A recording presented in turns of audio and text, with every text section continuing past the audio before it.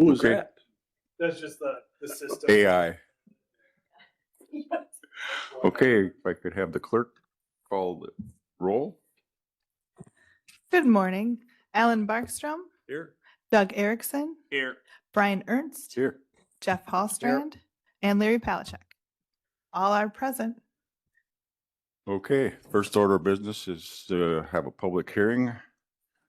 I hereby declare the public hearing open. It's regarding ordinance requiring the use of parcel identification numbers on all documents submitted for recording pertaining to real estate. It's from the executive committee. It was published in the review and on the radio October 23rd and October 30th. Is there anybody that has any comments regarding this ordinance? If you're online, it'd be *6. Hearing none, I will close the public hearing.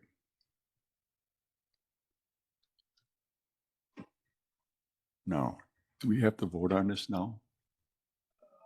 I see it down lower. Oh, that's right, it's down below. Okay, moving on, items for discussion and possible action. Public comment and communications. Nobody signed up for public comment in the room. Is there anybody online? *6 to unmute. Hearing none. We'll go to communications. Anybody on the committee have any communications? No communications. We'll go to item number 3. Treasurer's report. Renee. Good morning. Oh, wait. Excuse me. I skipped the minutes again. I did that last time, I think. Okay, looking for a motion to approve the minutes. I'll make a motion to approve. Motion by Barstrom, second by Hallstrand. Any discussion? No discussion. All those in favor of approving the minutes signify by saying aye. Aye. Any opposed? Minutes approved. Now we'll go to the treasurer's report. Renee. Good morning. So most of you just received your updated financial reports ending for October. A couple of things just to chat about. We do have some pretty large upcoming expenditures here for American Asphalt and our regular accounts payable. So you're going to see a decline in November. So just a heads up on that. Anybody have any questions on anything that they see in the reports? That's probably pretty standard. Couple things I would just like to chat about is last month we went to the Towns Association meeting and put a little presentation together for what the outlook would look like for 5 years for the county to collect for all the municipalities. Sent out an email a week and a half ago to all of the townships and municipalities to let them know what it would be should something happen in their municipality where they would no longer be able to collect or choose for the county to collect. Sent those out a week and a half ago, had some questions about it, a little bit better understanding. And I did have one municipality call yesterday and say that they are actually going to have the county do it next year. So we'll be taking on another one next year, and we still have the 7 that we have. So this week, the invoicing for their totals will be going out to them for the 7 that we currently collect for.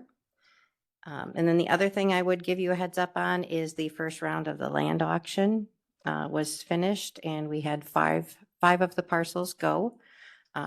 4 had proceeds, 1 did not. So those checks are going out today with our accounts payable run.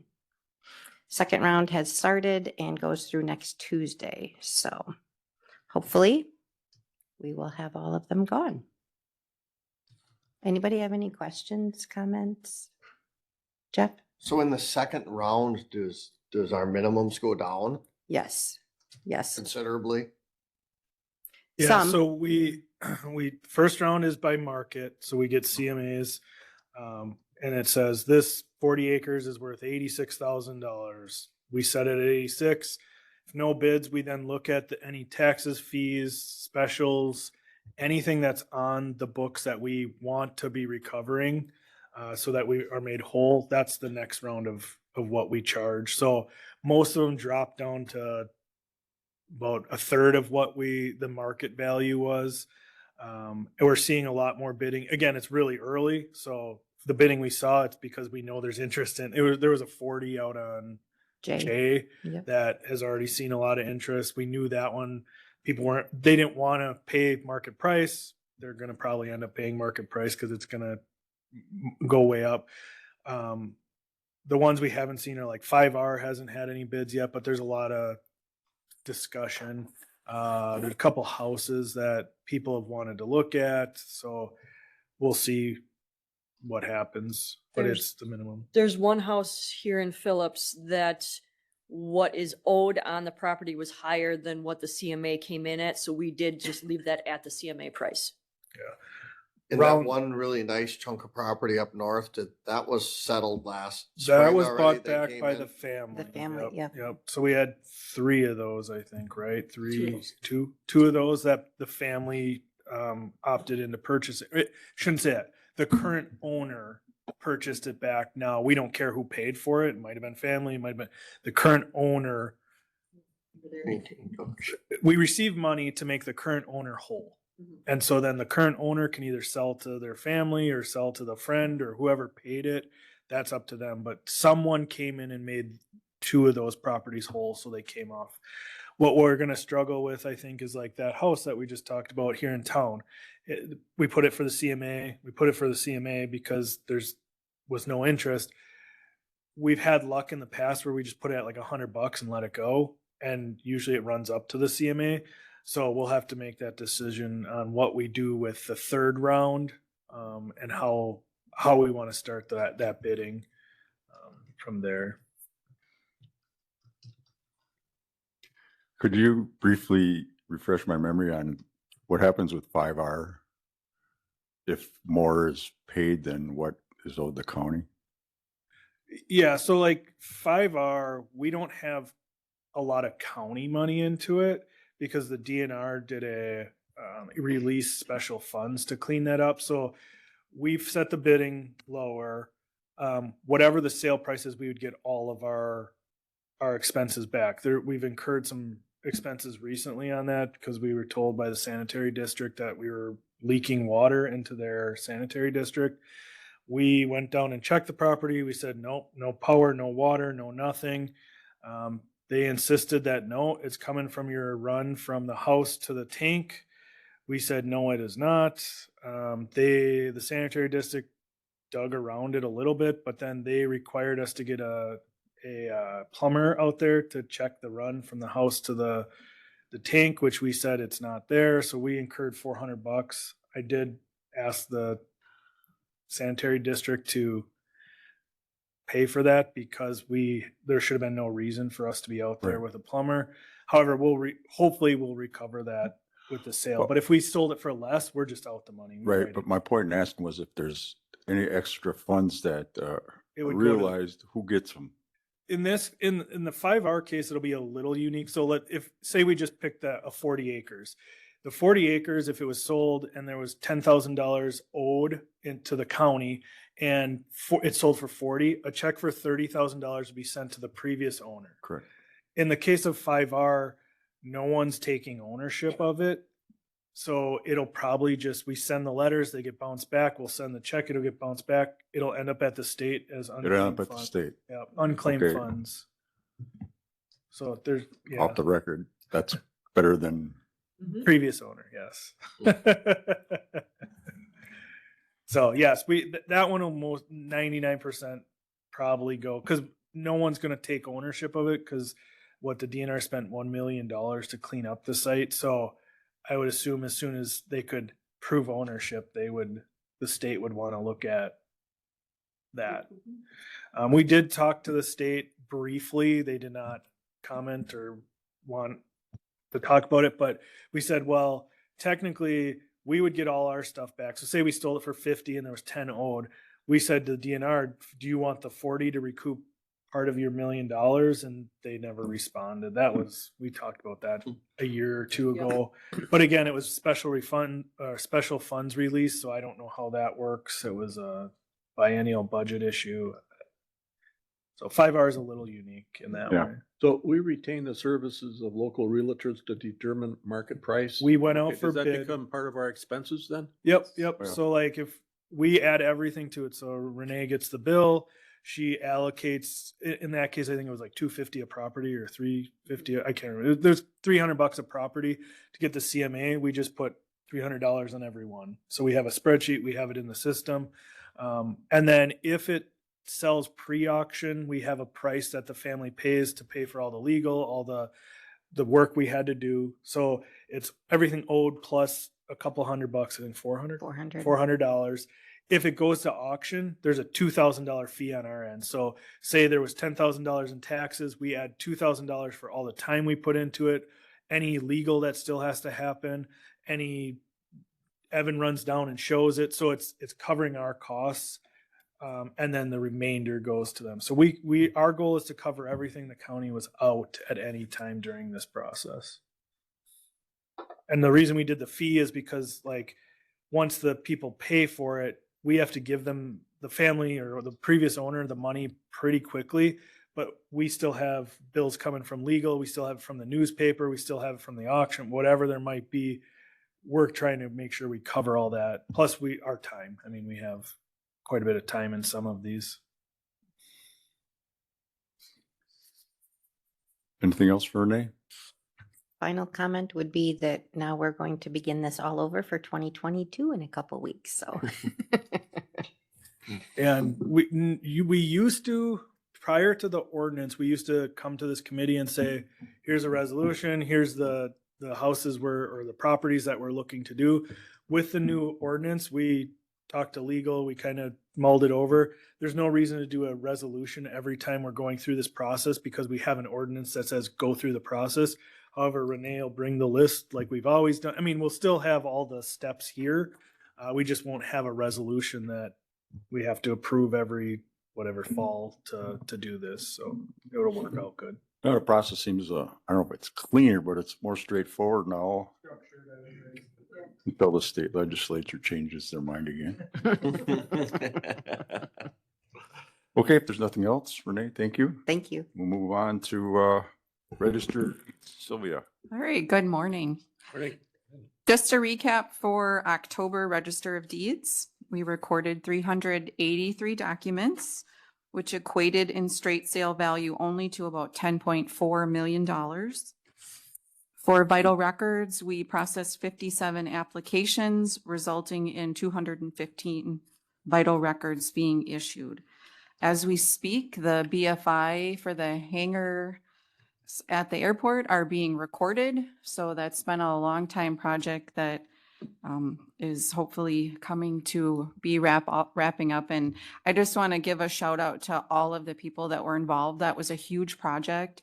Slaby Data Law Office, the Real Property Lister Office of Administration, the Price County Clerk's Office, Sam Kotke from Quest. The state repealed personal property effective January 1st, 2024, which put all of those airport hangars onto the Price County land parcel. And so in doing so, now we're working towards making each of those hangars have their own property identification number so that they can be taxed separately on a tax bill. And so that'll be effective January 1st, 2026. The first tax bill for those airport hangars will be going out in December of 2026. So we had excellent communication. So I just want to give a huge shout out. That was a huge project that we've been working on, and the communication and the working together was fantastic. So I think it made everyone's job, especially for the Real Property Lister and Register of Deeds office, much easier. So the certified survey maps. Yeah, so we, of course, on the Register of Deeds side, we just record the certified survey maps, but I do supervise the Real Property Lister, who's the one who processes all those to make those legal descriptions for each of those hangar buildings at the airport. So that was a long process. I think Sam did, was it 10 certified survey maps, 9 or 10 certified survey maps. which put all of those airport hangars onto their own, lots. The lot descriptions were updated, corrected, which will make the leases cleaner for the clerk's office. So that's was a huge project to start that building fixtures improvements documents to be recorded. So I was also going to say that then the clerk's office, the next step is they're going to, once these are all recorded, they're going to send a copy of each of these deeds to the lease holders and with a letter stating, here is your copy of your deed of your property. And if you were to sell, to make sure that you then have the new owner fill out a new deed, a new BFI application and get it recorded, because you have to treat it's a piece of property. And so that they know that, because there's quite a few of them that are talking of selling their hangars. So we want them to know what they're supposed to do. Yeah, we get about one a year sold, but the other step we'll be doing is our leases currently are 5 years, I believe. You sign a 5-year lease. There's an enhancer each year or every couple of years of a penny or two per square foot. What we'll be doing is, as those leases end, we'll be having a different lease. We're going to change some of the language, update it to what we're now doing with the BFI, all that stuff. And then also we have some of them that their square footage, we can be more accurate now, because we have, with these certified survey maps, we know like they have a lot of overhangs or they have a lot of areas that were not being included in the lease. So we'll be able to clean up the whole process. Like Sylvia said, everybody worked really hard on this, worked together. A lot of bumps in the road as we went down this process, because all of a sudden we found out, well, you built a hangar and the lots that were allocated out there goes right through the middle of your hangar, which was usually probably approved by the group saying, oh, they want a bigger hangar, give them 2 lots, but we didn't clean it up as we were going. So this cleaned it up. We created extra lots out there through the CSM process. So if I think there's 2 buildable lots, we made sure they had their CSM ready. We had the T hangars, we set up their CSM, which they won't be taxed, but they have a certified survey of where their hangar is or the T hangar is. It was a project that was well overdue and cleaned up, and everybody's happy with it. We worked with the other person was Carl from Becker Hoppies. What's their name? Becker Hoppy, which is our engineer we use out there. He was helpful several times. So altogether, a project much needed. And now if someone doesn't pay their taxes on it, because we've been chasing people for a year on paying their what used to be personal property, that now we got charged a property tax from the city of Phillips, now can go on those hangars directly. So they can go through Renee's process of the in-rem if they're not paying their It'll be tax. considered just like, yeah. Yep, just like a house you own, but Well, the was a big Wisconsin change. Counties Association is spending, in fact, this past Monday, they're spending a lot of time on personal property tax. Yep, There was that's a what it was. legislation that pretty much did away with personal property tax, with the exception if you have on something that was built on leased land. that's what this Okay, so is. this is Yep. what this is. This is what is transitioning to the BFI process, where I was on that call too, where the WCA is working right now and we're having struggles is a lot of these BFI descriptions are getting rejected because, again, we spent the time we did it the farthest way we could do it. We got a surveyor, we got every corner, so it's got a very description. The problem is if you're not describing the building, what they're seeing happen is people will just move the building. So everything's movable in a legal sense.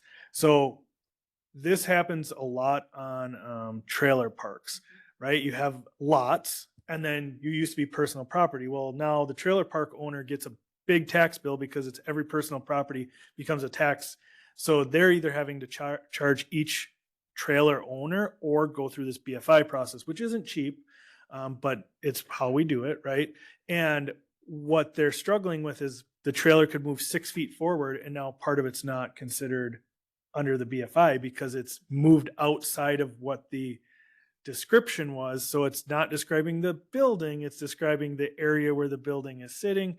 So that's the next hurdle is a shed that's late on a leased land or MFL land that somebody leased a spot, or it's, there's a lot to work through. We're lucky a hangar isn't moving, right? We know that, and we were, again, working with the Register of Deeds through her group and everything. It's like, this works for what it is. We marked the corners or what it looked like. We have a very good description.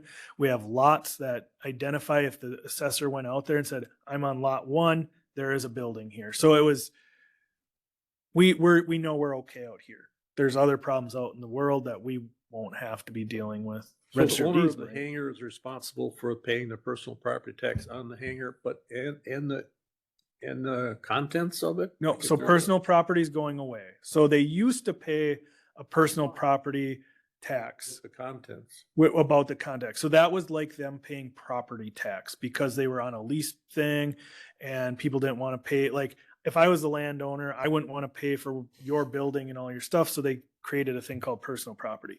That has gone away. So now the landowner owes what the value of that building and the property is unless you go through this BFI process. So personal property is off the books, but it got reallocated to property tax. So we got a property tax bill at the airport because they value the airport at like $1.2 million in buildings or something. So we had to look at every we had the assessor assess the buildings, which we have They already questions. had Yeah, because they of- had it, but it wasn't maintained probably over the years, which we've had questions about the assessment on some of these hangars. That'll probably get reassessed here coming up. But we then took the bill we got of $10,000 because it was worth $1 million and said, okay, this hangar owner is 1/10 of that. This one is, 22% of it because they have a really high assessed. And so that's how we distributed a bill. Well, those people came to us and like, why are you giving me your tax bill? We said, well, you're not getting a personal property tax bill anymore. So I would say 98% of the hangar owners were easy to work with and go, cool, it's my personal property. They just switched it. We had one or two. It's been all year to get, I think we're caught up now. They're all good now.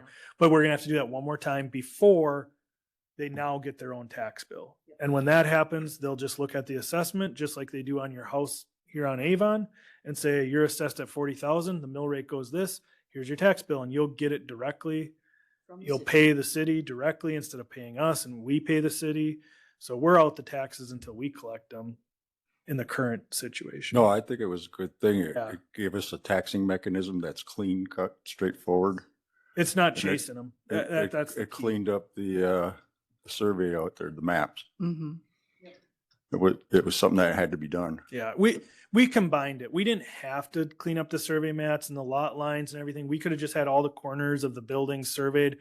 It would have been messy. It would have been long-term problems. So we just said, we came here to the committee and said, can we just do this as a project? Let's just get new CSMs. Let's get every lot cleaned up. It helps our engineer because now he has a new map of the whole airport saying, here's where the lots are. We have this, it was worth the extra effort to clean. Do you it have a all up. map of, We have 10 maps, but we can make one. Sam could get one big map out there if you want one. I would like just one that shows all the lots laid out, Yeah, I'll talk to Sam. Yeah. individual ones. It would be nice for airport to have one hanging up in. Yeah, So the new T hangar, we're just exempt because we're a municipality, right? Yep. Yeah. Yeah. That's not gonna get taxed at all. No. No, it'll be assessed at 0 and well, I think kudos to everybody involved. thank you. Anything else, Sylvia? No, that's it. Thank you. Okay, we'll move on then. Office of Administration, 2025 monthly financial reports. So should have it in your packet.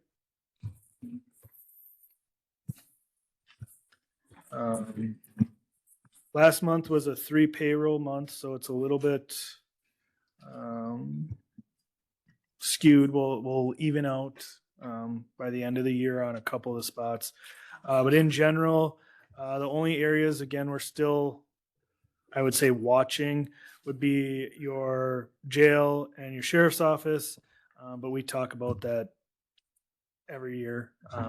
Things just, we're working on it, and we're always a year behind because like, for example, even this year, next year will be over. We already know it because we're going through the union negotiations.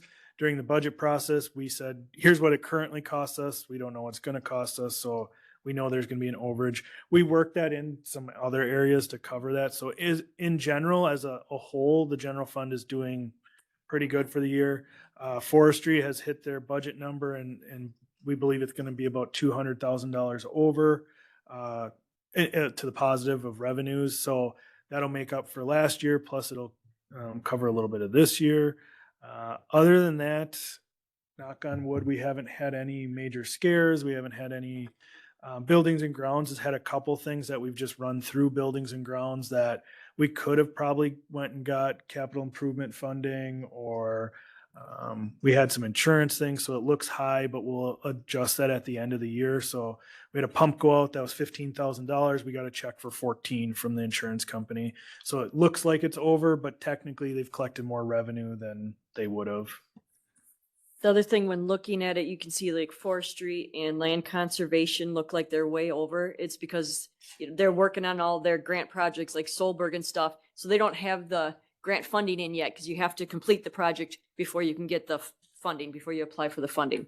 So the funding may not come in, especially for Solberg. I don't know when he's going to be filling out, when he's going to be done. So it might be next spring before we get the funding. And then it'll be a journal entry that we move it back to this year. And same with land conservation. They will be. So you would do negative. that? You'd move it back? Correct. I move Yep. it back. So Yep. for the accounting nerds that are listening, what would happen is it'll be a receivable. We'll know that there's a money coming on our audit book. It'll show like forestry did equal Yep. on these type of sheets because this is based on cash. So this is the current day cash, not the receivable payable. So the receivable, when it does come in, our audit will show that like it's even or it's offset. So this is, you got it, like, this is just where we are with cash. Time right now. There's more coming in certain ways. We don't put the receivables on this. Right. I'm Health, glad you mentioned that because that explains a lot. that we're nerds or that we're. That too. How about the overage on forestry? Oh yeah, the forestry one. And I mean, TJ has some of that. Yeah, not so much this year, but those two I know are working on stuff. Dams usually has a lot of that. Yep. Airport can, just depends on what the projects. So you'll see that next year when the airport gets more working on the T hangars and stuff, you're gonna see a negative. And theirs might be for a couple of years before we get it back, get it from the state and stuff. So it just takes. But a if you little time. read, if you read the full audit, Yep. it's coming and there's Exactly, there's a receivable and Health and Human Services, we had our meeting yesterday, 2 days ago, whenever it was. Yesterday. Yeah. Been a long week. Yesterday, we had hoped that the high cost placements were going to move off of our books going forward. We don't believe that's going to happen now. So we have 2 high cost placements that will continue to add up. The hope was we were going to move on from those 2 to make them a lower cost placement based on treatment and everything going on. But we knew another one was coming. That other one didn't come to fruition. So we're still at 2 instead of 1. But again, they're working towards, lower cost options, but it takes time. Other than that, most of the money is still coming in. We're not seeing any federal No. shutdown issues with funding at this time. So, you were on Health and Human Services, you're talking about, okay, so there's a government shutdown and the SNAP funds are not coming through. Who administers those funds? So they do go through economic support. The federal directly to here? No, federal No. to state to us. Yeah. So has that stopped? Yeah. So they had an update yesterday as of November 15th or 10th. I can't remember. Those who are on the SNAP program will not see additional funding in their cards. So it's like a debit card, their accounts. So if you log onto your account, you may have some carryover from prior month, but you would not get your monthly addition or dump into your account. They're waiting to see if the release happens at the federal level. There's a Supreme Court case on whether or not. So if that, let's assume that it's gonna get released, would that be retroactive then of funds or don't? They didn't believe so. No. Say what? I can't remember who talked yesterday, not Beth Moore, who's the other one in that. I'm sorry, whoever spoke yesterday, but somebody from economic support did give us an update on that. And it would not go back. It would just, So you just, Start okay, over. so if you're not receiving funds in your card. you can't it's use your not coming card. Back. It's Yep. not gonna get retroactive. Right. That was kind of the understanding. Again, there's a lot of things up in the air with that. Oh, come on. It changes. I mean, even that's what her when she was speaking yesterday, she I was kind of said wondering about that. everything about the- changes every day. We don't know, we're telling people one thing today, we'll tell people something different tomorrow. They get daily updates. So is They're anybody seeing, calling you? Is it people that don't have their updates? yep, they call? work through the program. They get calls through the program. Where they're seeing an increase then is people are now, instead of just the food program, they're moving towards other programs that they're eligible for also. Like, so in the past, they may not have been getting heat assistance because they were getting the food so they could make it, right? So like their budget. Extra burden on the staff in Health and Human Services. It's a consortium of calls, so we're in an 11 county consortium that everybody's getting the calls. So yeah, there's more calls. WCA has talked about it a couple times. Some counties, what we're seeing, and we talked about this yesterday, what we're seeing is communities are stepping up as communities, and you're seeing churches, businesses, your food banks, they're all doing extra collections, extra things. What there's a concern is the government looking and going, well, look, you guys all survived during this time, but the burden can only last so long on the community, right? So they can't maintain this forever to keep giving in that way. So, So as far as the county is concerned, we haven't offered any contribution. we were advised, I wouldn't say not to, but like as a state, the counties are not stepping in because we will not be paid in the end. So if we were to somehow, and I don't even know how you'd step, maybe you could give to or you couldn't give, you could create a service contract with somebody to provide foods, but we will not get reimbursed for that. So it's not like, oh, we'll step in and help out while the shutdown's happening. We would not get reimbursed by the feds for stepping in. There's a lot going on with it. They're Is working through it. eligibility determined at the county level? You call the county level and you do the application, but it's federal level requirements. They follow the federal program. Where there's she spoke yesterday. Jenny Shu, there you go. Jenny Shu spoke from Economic Support. She was saying that she's been here 20 plus years, 25 plus years. There's been other government shutdowns, but in the past, they've always continued this program. So there's funding to have it continued. This is the first time in the history of all the shutdowns, because there's been multiple, that they withheld the SNAP funding. So this is new, unprecedented. And not retroactive, pretty much. That's what you said. That's what we're hearing. That's what we're hearing. That doesn't mean when the court case goes through and says you should have released it, because there's a law from the last two shutdowns that said this is an item that should be funded with these contingency funds. I mean, I don't follow the Supreme Court case, but I know that's right now the battle, that there was a rule in place that said even during a shutdown, we use contingency funds to fund SNAP funding. I don't know how it stopped. I don't know who to blame. I'm not blaming anybody, but that's the court case right now, that should still have been happening. Now, maybe the court finds that, yep, it should have still happening. Then they would get retroactive. I don't know how helpful that is, because you're already buying it. You're past that. Not saying it shouldn't. There's a lot to this, and I don't know when the end will be. So we're not seeing any, like I said, from Health and Human Services standpoint, we're not seeing any fiscal slowdown. Emergency management was withheld for Yes, they got a 3 delay. months, 2 No, I thought months. she said it was even longer than that. Emergency management did not receive their funding as they normally do. We still filled out all the paperwork. We did everything. I can't remember if we're still waiting or It was 90 days. will be released, and we haven't received it yet. We'd have to look into it. But that was the one area that we know. Oh, it wasn't necessarily that they weren't. Roxanne's position was paid for. they were not allowing any projects to continue. So we were in the middle of our emergency management mitigation plan. We have to do every 5 years, I think it is. That's paid for by this federal money. We have stopped that process, and we have no funding to continue that process at this time. So that one I know has been delayed. I'm not saying it's been shut down or stopped, but it's been delayed. So we've stopped that mitigation planning that we're required to do every 5 years. Other funds, animal control. It's not costing in animal control yet necessarily, but we are seeing a huge influx of animals right now. Catkins has been a great partner. I'm glad we have the contract in place. We do.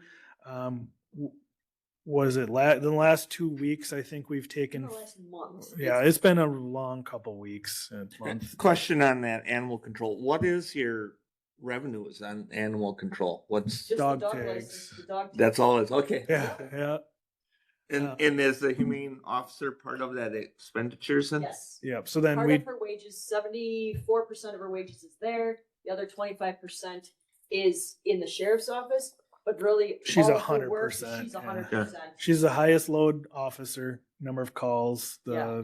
It's Wow. so we had 3 homes last 3 weeks, 4 weeks. Yep. One home we took 25 plus cats, and one home we went into had, I think it was 6 or 8 dogs and a bunch of cats and some squirrels, goat, hedgehog.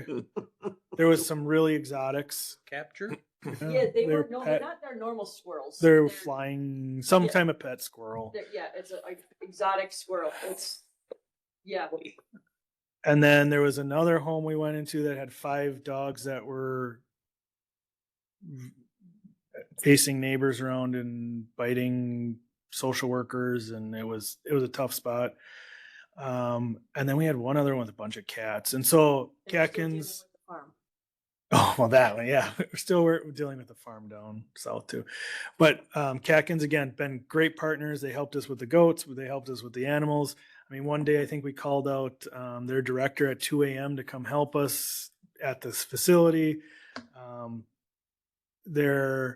Right now, they're not taking stray cats because we have an influx of cats, and they're working on and doing what they can to mitigate that.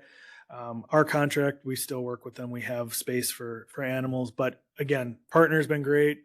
I'm glad they're there because we couldn't handle the influx of the animals. So it's been good. Yes, Jeff. Not to sound like a broken record with the cat thing, but we're not mandated to take all these cats. And what % of that budget and expense is cats? We're not mandated to take strays, which we've turned off. We're mandated to take animals when they're in a situation that is, Considered a rescue, maybe? yeah.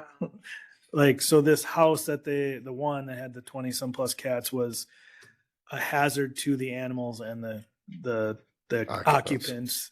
So they were endangered. That's what it's called. Are we required to hold them for a period of time? In this case, we were lucky. All 3 homeowners I spoke of surrendered all the animals, so we had no hold requirement. We have a 4-day hold for whatever, but then after 4 days, they can be rescued or sent to other rescue sites.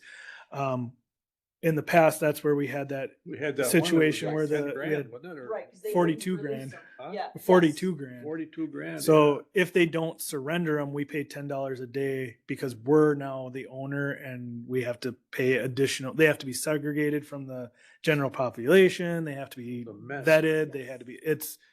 So we've been lucky in these 3 situations that we did not have that. Because right now these get to Catkins, Catkins can then take them to the vet, take care of them, and then after a certain period of time, they're like, okay, they're up for adoption. Yeah, 4 days. Are they at capacity? No. Oh, Yes, yes. They are Just built on, didn't they? not yet. They've cleared the property and made the entrance. They have not started building yet. And they're not adding on to the building. It's a whole new structure that they're putting right off of Highway 30, E. I mean, Yeah, so with their new structure, it'll be bigger. They are keeping the old structure. They're gonna be able to utilize that for like evening or overnight, or it's a run warming areas in the and like a winter. running area in the winter. So it'll still be utilized, but it just in a different capacity. A lot of people have donated to that. It's surprising how quickly they can raise funds. It's good for them. Veteran service, the only thing we're waiting on there is the DVA van you guys approved. Department of Veterans Affairs, DVA. I usually get it wrong, so DVA van. So they automatically just change the letters. We were working. Our vets officer was working with the people that do the van. Wasn't hearing back. We'll find out the individual he was working with no longer works there, so that's why it was a delayed and we weren't getting a response. So we're still working towards getting that volunteer driver van to take people to appointments. Airport's been doing great. Forestry is doing good. Health insurance, we'll have to look, but last month we were at a positive. I think we're doing okay. We're in a good spot. We're in a good spot with that. We did just do open enrollment. We created created one new health insurance option. And then another one, one is a super high deductible, putting a little bit more risk on the individual, but there's a little bit more reward to do that. It's a lower premium to the employee, get a little bit of HSA. And then our current plan that we have, our statewide plan went up by $20 a month, so $10 a paycheck. So we did maintain that pretty well. Where we're seeing our biggest set of savings is tailored.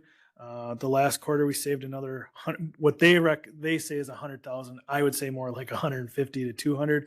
Cause like, for example, someone went and got an x-ray. It's $125. We're done. We pay tailored. If you were to go to the ER or anywhere for an x-ray, what they tell us our savings was at X hospital, an x-ray is $600. Well, so that's a savings. What they don't tell you is you also went to the ER, you also had a doctor read it, you had another follow-up. So really that $125 x-ray that's read by tailored and looked at, or however they go through it, is really a $3,000 savings if you were to go to the hospital. So that's been a huge savings. We're implementing a program called 360, which if I were to need a knee surgery, I can use this app. It's an app, so it's 2026. We're on apps, and what it'll do is it'll shop around my knee surgery and say, Nick, you were going to go to X hospital. It was going to cost the county $100,000. If you go over to Eau Claire, to Oakleaf, it'll cost the county $25,000. We'll give you 25% of the savings, up to $5,000. So they're going to write me a check after it's all done for $5,000, which great. It pays towards my deductible, but the county saves $75,000. So we believe that's going to be a big help to our health insurance. We've seen huge success in other groups that have used it. We're also starting CanRx and GlobalRx. We know GlobalRx and CanRx are where we can get prescription medicines for a reduced cost. CanRx is more of your like maintenance meds. Like I need a 90-day supply of heart medicine. We can get it from the CanRx company, same exact pills, but at probably 30 to 40% less. The one we're really looking forward to is we have a couple people with really, really, really high meds, like $20,000 a month on meds. If we go through GlobalRx, they come from another place around the world through a company. It's not like back alley. It's nothing. It's just the same. We looked at the one drug that's $20,000 a month. It'll cost $6,000 a month to get it, in this case, from New Zealand. So it would be the same exact med, come through, blah, blah, blah. So we in a year save $150,000 on our health insurance because we pay that because we're self-funded. So we're really looking forward to some of the stuff we put in place. So that information is coming through Taylor to do that? Nope, through our broker, through WPS and Cuttingham and Butler. So they do that work. They do for that us, work, yeah. because that's a lot of research. Yeah, there's programs we pay for. We pay $1 a person, and then we get access to this stuff. We're also implementing a wellness program called Better Health. I talked to a couple other counties that have put it in place. It's a wellness product that works with employees on eating better, healthier lifestyles, so using food as medicine. I talked to one county, they saw a reduction in their RX medicines, or sort of their medicines for heart and cholesterol and something else, and they saw a huge reduction because people are eating healthier. They're not needing the same maintenance medicines as they normally do. So we're excited about that program. We had a lot of interest. We did our we did a benefits fair and a all employee meeting yesterday. The benefits fair was in October. The all employee meeting was yesterday to talk about that, or 2 days ago, talk about our health insurance. A lot of interest in that, that eating healthier to get off some of those maintenance meds. So we got a lot of good things coming with the health insurance. Price County cash, as Renee talked about, right now we're sitting pretty good. We're at $8 million. November, we are going to be probably quite a bit below unless we get our shared revenue. That's $1 million. Yep. So if shared revenue comes and the bills we pay come out, we should be pretty close to last year. Same numbers, and then December will pop back up because we do our borrowing. We'll have collection of taxes, a whole bunch of things. So we had a $2.8 million check going to American Asphalt. That draws that cash down pretty quick. So a lot of work got done this year. You don't get a check, do you? You get a fund transfer? American Asphalt? Huh? For American Asphalt? When you get incoming? Oh, yeah, Oh, yeah, incoming yeah, from the correct. state. Yeah. Yep. Yep, Yep. incoming. Some of our vendors do ACH also. So to them. Price County sales tax, 2.5% higher than last year at this time. So we have 22,589 more than last year. Last August, pretty stable. It was 147 in 2024 and 149 in 2025. So we're kind of at that plateau, but still doing well. The only reason for the increase is probably inflation, right? Kind People are of. actually buying more stuff. Inflation is back. It doesn't affect sales taxes the way people would assume, because of inflation causes you to be able to buy less things. So people assume I'm spending more, getting less. They're actually spending the same, getting less. So that's why you see the plateau where everybody's still spending their discretionary fund that they spent the last year. It's just they're getting less product. So inflation is actually not helping the number. It's plateauing the number. It's making people feel like they're spending more but getting less. So it's a weird correlation, but I think that's part of the slowdown, right? You're not seeing big raises. You're not seeing people just splurging on things. Car sales have kind of plateaued. People are still buying them. Don't worry. You're just not seeing excess discretionary funds. Stumpage, we talked about that. They're at $1.3 million, which is higher than the last 5 years. Well, higher than anything back to 2019. So it's been a good year. We believe what they said, 4 sales are still open, 4 or 5 sales. So we've hit our budgetary number. We've made up some of the shortfalls from last year. So that's been good. Did we open bids for next year? No, December. Let them. We Let 'em just all- let them okay. yesterday. I just was curious how we're looking for next. Yeah, first half of the year we did really well on letting the bids. I think we had 700,000 in sales on a 500,000 bid. 2 that didn't sell. Yep. So Them 2 are on it's this. looking like a good long-term outlook, right? We're gonna keep that budget number there. We might see a little increase, but nothing. We're not screaming fast up the scale like Anything new we on did. carbon credits or no?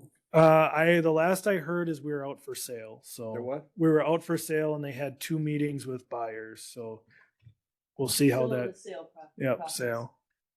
Plus progress. Yeah, Joe. That's kind of like Did you meet with us stumpage. last time? So it was Joe and I met. I think you were in on a call. Not recently. Not recently. Maybe those were emails I got, but we had a call a while back that we're slow and steady. Anu is not taking on any new county clients because they took on several when we all joined, and so it was just a lot for them. They don't want to. They have others like Marathon County asked them to do theirs, and they said no. I think there was one other county. What they're doing is focusing on the clients they have. They're also taking on small clients. So if But you're- industry is advertising. Yep, they're looking for land. High cost placements, we talked about this. September, we're 45% ahead of last year at this time, we're 153,000. we don't see that slowing down, knowing that we have a couple that are out right now. Still not the worst year. Yeah, not our worst year. We're still, if you look back at 2019, we were at 800,000. 2018, we were at 863,000. So we're only at 500,000. So we're not our worst, not our best. Yep. What is the age of high cost place? I never asked. Under 18. That's all I know.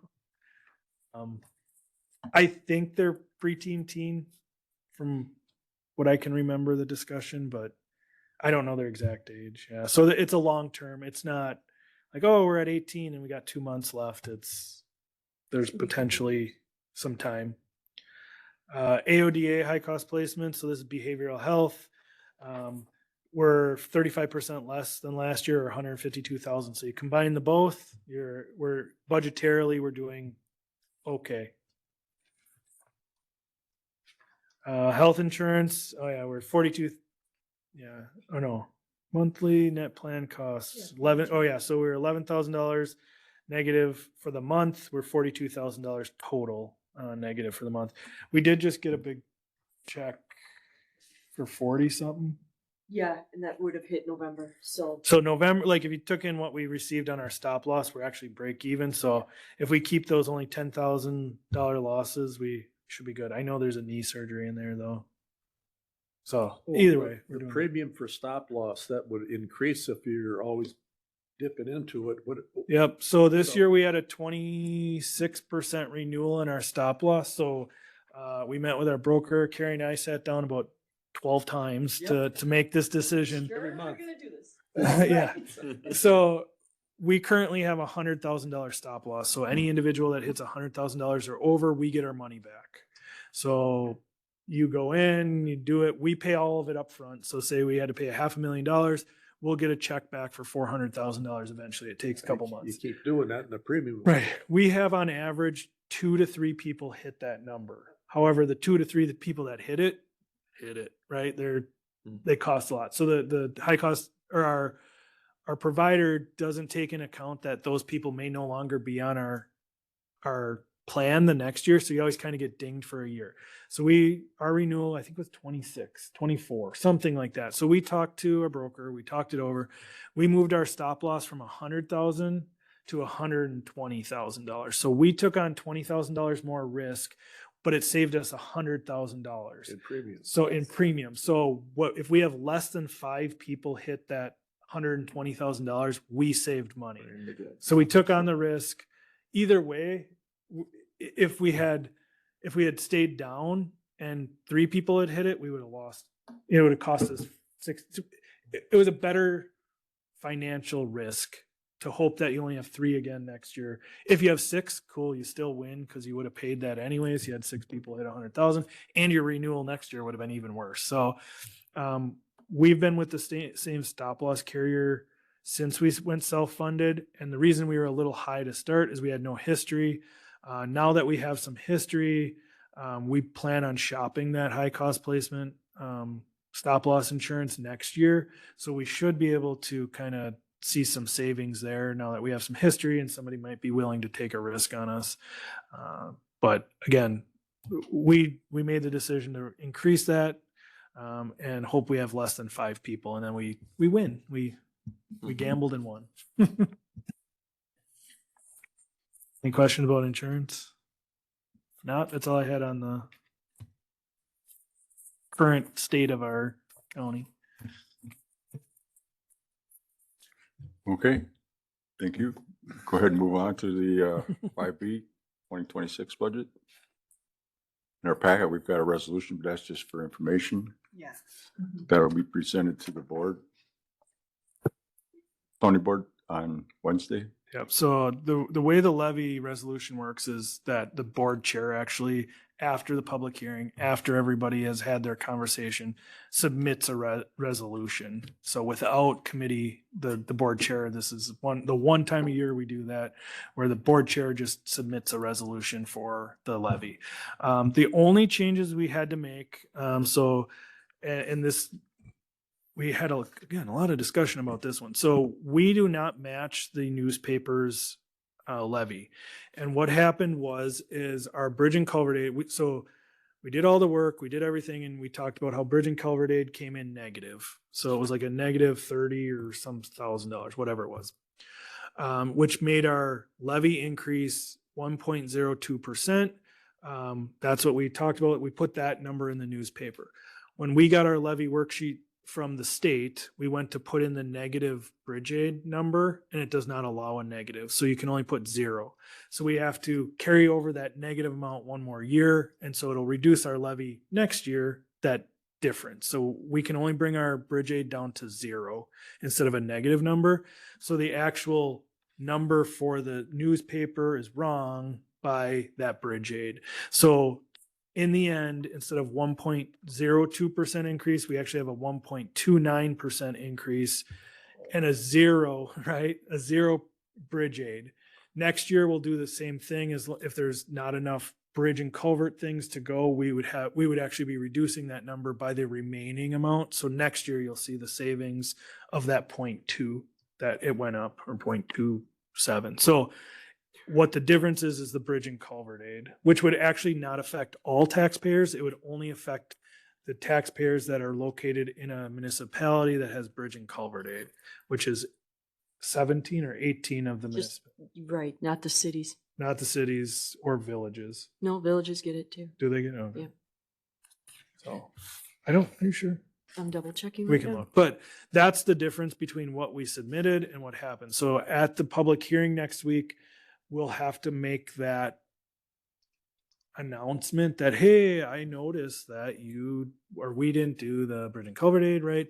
Then you guys will have to amend the budget as presented based on the bridge and culvert aid. So And there was one more other one. So there's underneath. So what he's talking about is in the back page of this. I have it in red why we took it off. And then the next line below that, it says 2024 approved chargeback requests for 1,198, which is minimal. But what that is when the assessors go through and they assess, not during the evaluation, but just assess some stuff, they might find things that were, that they overcharged, they charged wrong.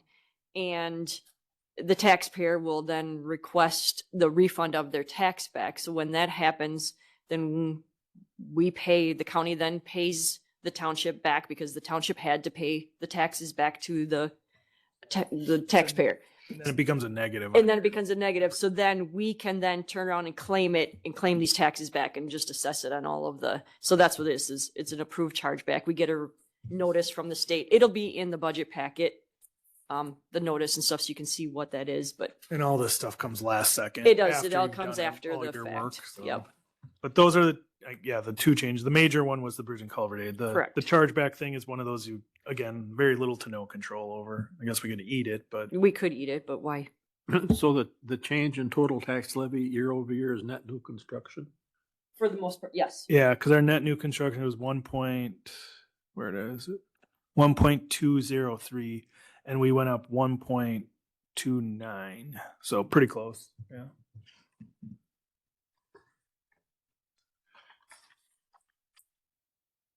No more changes after this. I can't promise, but I'm not looking at it anymore. we're not accepting any letters from the state. Aside. So So- the mill rate Villages are not- went down 7%. 7%, but for some people like Jeff, his taxes are gonna change because. his Not assessment went necessarily. up. Not necessarily. It's based on the Yep. apportionment. But just, yeah, we'll just say yes on Jeff's, but no. She couldn't. No, we don't have all the numbers Maybe you yet. should briefly, We don't have them all yet? or don't you want to talk about that? We can talk about that, yeah. Just briefly. I did a presentation at the Towns Association explaining the new assessments and how that affects it. And even if your assessment in a municipality doubles, that does not mean your taxes double. The number that you get assigned to your municipality comes from the equalized value or the apportionment page. So even though we talk about mill rate of 543, that's not what Nick pays technically in his municipality because the apportionment might not equate to that. So all these municipalities that are getting reassessed, that does not affect their apportionment directly. The apportionment has an economic enhancer or change based on what the state says. And then, so like Worcester last year paid 14.9%. This year, they're only going to pay 14%. They went down like 1 percentage point. So no matter what we did, Worcester is going to see a significant change in what they collect and what the taxpayer sees, even if they had a doubling in their assessment. Now, the problem with assessment is it's based on your neighbor. So if a municipality reassesses, it's making you it's reassessing your equality or equity between your neighbors. So if Jeff was always undervalued, so mine's a perfect example. I was undervalued compared to my neighbors since I bought the house. So my neighbors was at 200 and mine was at 120. During the assessment process, we both went up to 280. Mine went up 100%, theirs went up 90%. I don't know what the percentage is. I'm going to pay more taxes. They're actually going to pay less taxes because I took on more of the burden because I was underpaying for a long time because we both had equal houses. So you can't look at just, oh, it doubled the assessment, because if all your neighbors tripled and you only doubled, you're going down and they're going up. It's a fine dance of Well, numbers. In my mind, this is very simplistic. Whoa, good. That, no, but your tax bill, what we're doing the budget on is your rate per thousand. Yes. And this is like our report card. But- Yeah. Yes. Okay, so that stays the same. So where the confusion is, if your assessment goes up, everybody says, well, that means We get more you're gonna money. get, you're gonna get charged for every thousand that it went up extra, but there's a credit back that comes through apportionment. It's probably not the right terms, but that's Kind of, the yeah. simplistic way I look at it. Yep. So your Explain apportionment, it, because everybody thinks that if their assessment goes up in the yeah. So a way to budget go number the other way doesn't is change. the equalized value tells us the percent. So say the equalized value never changed. Worcester collects $1 million. Next year they collect $1 million. Their mill rate on, so they had an assessment. Everybody's assessment was $1 million. They all paid $1,000 on their taxes. The next year we still did the $1 million to Worcester, but all their assessments went to $2 million. They all still pay $1,000 because it's equally divided amongst that in a new ratio. So their mill rate went from $1 down to 50 cents. Yeah. So like this is what we look at, the mill rate for the county is like a report card based on an equalized value. Every year we can compare ourselves to the total equalized value. I can't tell you how that's going to affect each one of municipalities because the apportionment of that equalized value does. We look at it as our equalized value went up 20%. Our mill rate went down to 7.73. Our community is valued at more. We're still collecting the same amount. We're 1% more. But the way we get graded is, ooh, it went down to $5 instead of $6. So that this number is not, I can't take Nick's house and go, oh, it's valued at 200,000, multiply, 20 by $5 to see what my tax rate is. Right. That's a whole different number. It gets generated in December. Once schools are done, once we are done, once municipalities are done, and once tech colleges are done. So everybody that says you have the numbers and you can tell us, no, I couldn't Who tell are you we until waiting for December yet? 15th. Renee. Everybody. So NTC just came in with their levy. That's the only one we've received. Yeah, municipalities don't even have their meetings for another month. Yeah, and I can kind of speak to that a little bit. So all of the numbers are funneled into the real property lister. So that is from the county mill rate, the county. So the county hasn't adopted their levy or their budget yet. So we don't have the county numbers. The municipalities have to have their budget, determine their mill rates. The last thing that usually comes into the real property lister is the number for the schools. So you have the schools, the NTC. So that's usually the last number to get before the real property lister can funnel all of that information into generating a tax bill. That This- and the state has their state school credit number. That is Yep. the very last thing. Yeah, the numbers from the state come very last, and they will come a day before she is able to start Yep. printing those tax bills. So that is what the wait is. So right now, she's starting to funnel some of those numbers as the municipalities have their budget meetings, but until all of that is gathered, that number cannot be generated. So what we do have is our equalized value, our apportionment, the assessments, those are all in ready to go. but we need to get all the numbers from the municipalities, and the municipalities don't have their meeting till December for the budget. So they wait till we're done. Schools don't do theirs. Takes a long time. And we had multiple municipalities that had revaluations this year, so that takes an extra time for the revaluation time period to come in for them municipalities to do their open book, their board of review. Once those changes, if any, are made, those are given to the real property lister from the assessor.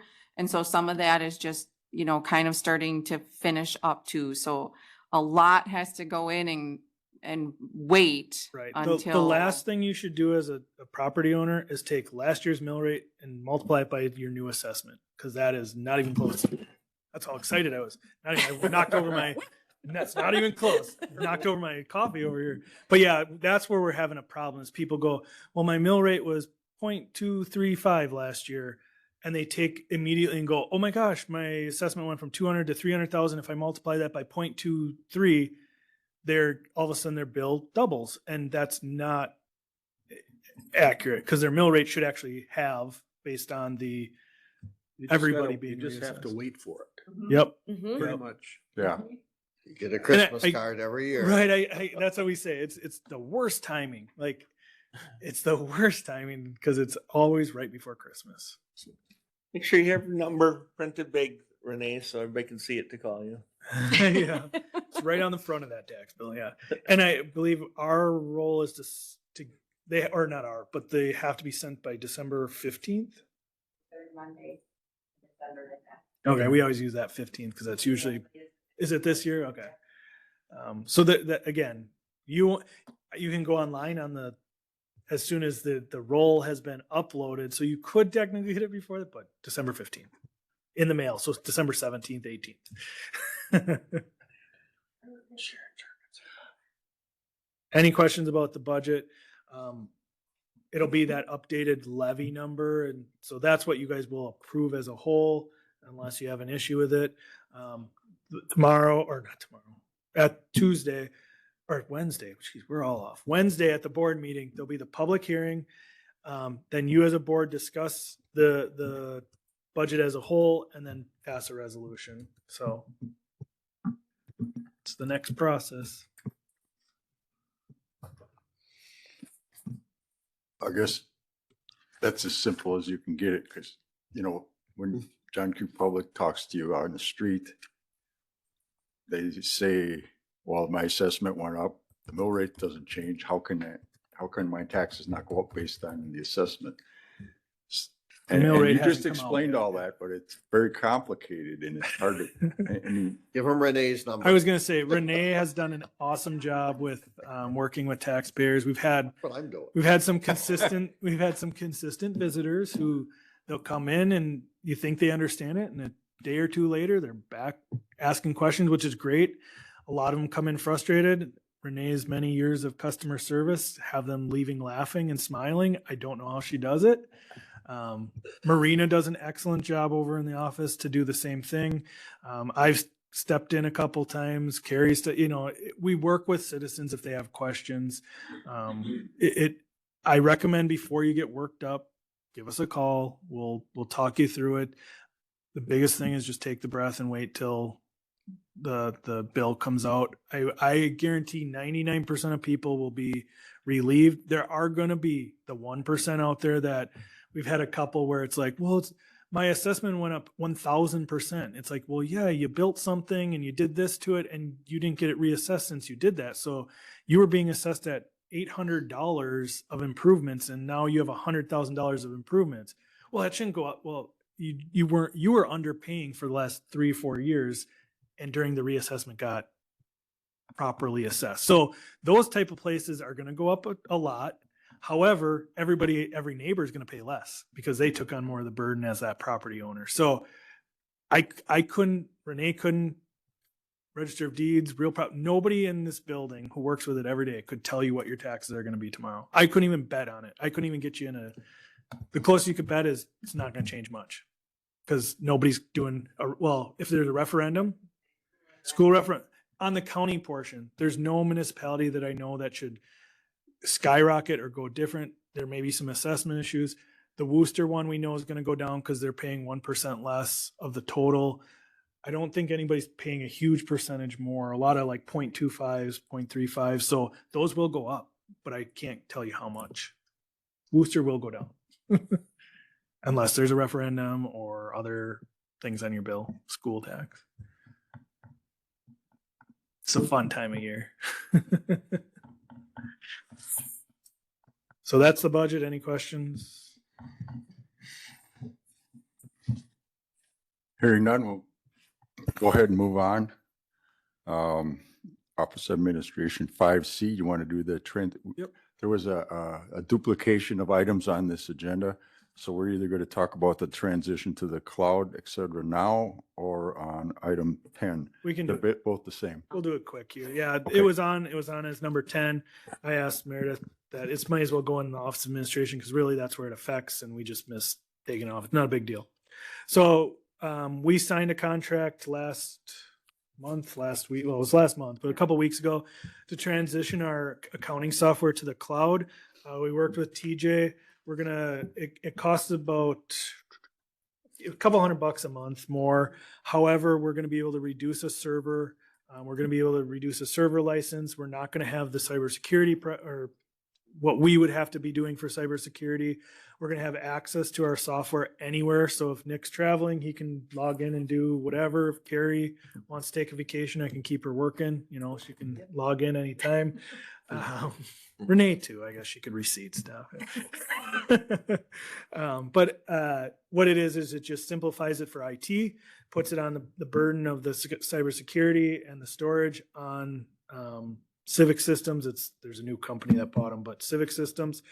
We will still have a backup of all that data. We have access to that data, so it'll be multiple locations, which is great. So The data is still ours. the data, we still own it. So if we ever want to change softwares, they just hand it over. And there's always a transition issue because they keep it in one format and the next company has to figure out how to transition that format. But Did it affect aren't we a backup place for oh yeah, no, we Worcester still have a County lot of or- servers. Yeah. different server? Yeah, completely? this is Alright. just one program on that server. So I can't remember, we have like 8 servers and so So, we yeah, can this is reduce just our our finance financial server. server. Yeah, so we have a financial server, we have a health and human services server, we have a highway, we have all different servers. They back up each other. We have a main server for each area, but we have a server that we with Sheriff County and us, we each night switch data. So we have an offsite location for our data. Yep. That's all I had. I just wanted you guys to be aware we're changing our software. Or not, we're not changing our software. We're changing where we're keeping our type of software. Okay. Thank you. Item 6, Clerk's Office. Meredith, do you have any updates? A few. Thank you. So on October 27th, we had 87 attendees for the election training event. And we had Clerk Lisa Freiberg taught clerk training and election training. And we passed out 87 updated election day manuals to the municipalities. And we also issued 87 certificates at least to attendees. There were also some onlookers who came in. We used every single chair in the boardroom plus. And we also had over 10 virtual attendees as well. We had 2 sessions. Online. Oh, online. Yes. Yeah, remotely. So spring election is, I believe, April 7th, unless there's a possible primary in February. We also worked with administration on memorandums of understanding for municipalities when we provide WISP vote services for registering voters and tracking absentee ballots and entering data to the state. So we worked with administration on that. And yeah, that's about it for now. Any questions for Meredith? Okay, very good. Thank you. Next up, number 7, ordinance. Ordinance requiring the use of parcel identification number on all documents submitted for recording pertaining to real estate. Whereas parcel identification numbers allow a uniform system of indexing and tracking of parcels of land and so on. You can read it for yourself. It should be in your packet. Therefore, the Price County Board of Supervisors does ordain as follows. Any conveyance as described in Wisconsin statute 706.014 or any document containing a legal description of any interest in real estate shall contain reference to the parcel identification number of the parcel affected. 2, if the document is for a newly created parcel for which a parcel identification number has not yet been assigned, reference shall be made to the parcel identification number of the parent parcel from which the new parcel was created. 3, the Price County Register of Deeds shall not accept for recording any document of any interest in real estate which does not contain the parcel identification number. This ordinance shall take effect as of the date of publication. Looking for a motion to approve. I'll make a motion to approve. I'll second it. Motion by Hallstrand, second by Erickson.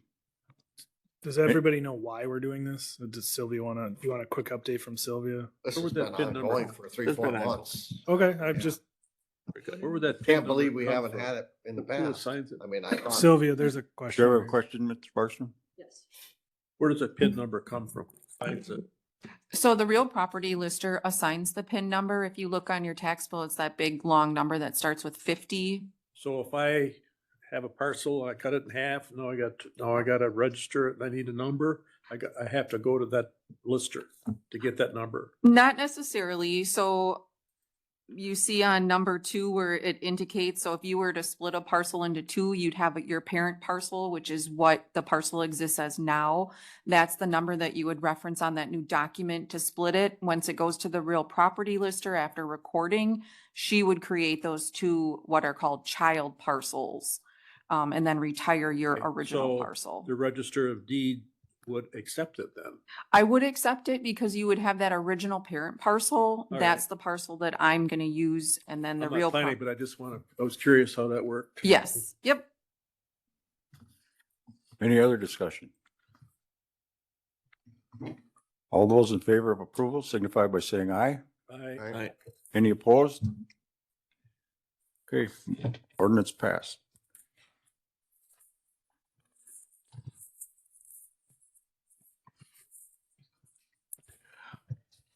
Number 8, resolution, Town of Worcester Bridge and Culvert Aid Request. Whereas the Town of Worcester is requesting aid for design and installation of new culvert on Springs Drive, 0.96 miles east of Highway 13, and so on.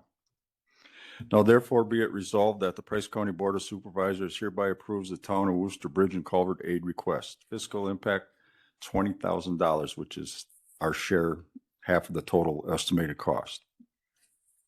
Looking for a motion to approve. I'll move to, I'll second. Motion by Polachek, second by Bergstrom. Just to clarify, it's not our share, it's what we collect from everybody. So Okay. we don't, the county that will pay it up front, but we collect and receive that money. So it's not like a levy out of like our operating of the highway. It's That's above the and bridge and beyond. culvert That's the levy. bridge and culvert. So Yep. when you said it, like, that's our share, it's not, it's the share we can collect from everybody, but just so people don't think we're paying for all that. Oh, that's good. I'm glad you brought that up. Yeah. Was that Township Bergstrom? Yes. Any other discussion? We should change that. Call for the vote. All those in favor of this resolution signify by saying aye. I, Any opposed? Yeah, or continue bridge and culvert aid levy. Motion carried. Then it's Sounds clearly pretty what clear, it's, right? yeah.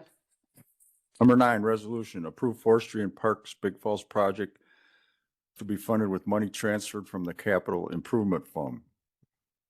Whereas it is the responsibility of the Price County Forestry and Parks Department to keep and maintain all Price County land properties and parks for the safe use by Price County residents.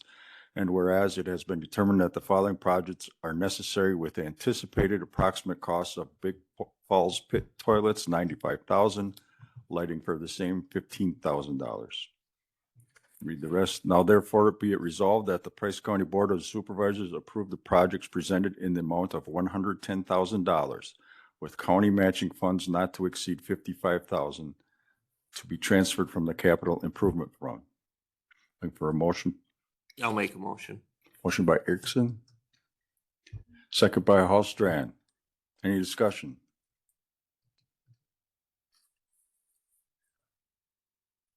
Nobody's got any questions? We're all good with this, like, apparently? You want to embellish on what they're doing there? Or everybody know? Putting their- Self-explanatory, I they're guess. Out the toilets, so Yeah. they're there, yeah. What? Okay. Putting in a new Yeah. pit toilet. And solar lighting. And out solar there. lighting on top, so that's kind of a safety issue down there right now. There's no lighting by this. Just an update, isn't it? There's some there now. It's, Yeah, it's there's kind of an toilets update, there yeah. now. Yeah. It's, The other thing too is the reason we say up to 55 is we don't know how much in kind we're gonna get. So there may be like, if Joe goes down there and does the clearing of something, we can count those hours and equipment towards it. So then that's like cash. So it's actually not 50-50. It might be 60-40. Right, or and that's why the math doesn't, like you, when you do it, look at it, it's like, this doesn't math out. Well, that's why. 'Cause we we're may- not yeah. doing cash, so it's not being a fiscal impact because we're already paying them to Good be point. working, so. and we don't take capital improvement funds and give it to Joe in Correct. his account to pay for the wages because you've already levied the wages somewhere else. So in the end, when you do the end transfer, it might be 43,000. You'd be like, wait, the project was 110 and you did 43. Well, 17 or 10 was in, 12 was in kind Yep. work labor. Any more discussion? All those in favor signify by saying aye.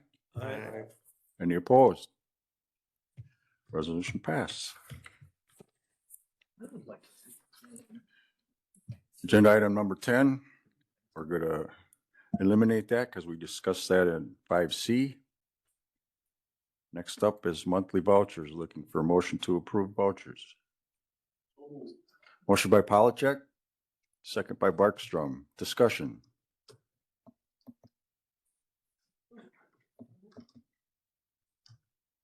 Okay, I got two questions. Negotiations, there was a significant, like $3,000 or $4,000. Does that have to do with that case in the sheriff's office?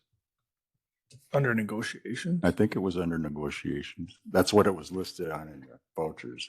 It's not union negotiations, I don't I believe. guess I'd have to see who the vendor was. Michael Best, yeah. Oh yeah, it was all the paperwork for the negotiation. So like we still use a law firm to do the follow up to make sure the Okay, so it contracts- was for the union. Yep, negotiations. yeah, the contract Okay. portion. And Sheriff Fiber or it's fiber, I think, or something. Did they have to get a new fiber optic line or something? It was like between $4,000 and $5,000. They probably may have been the project where we're doing stuff to the fire department because we can't use the copper line anymore.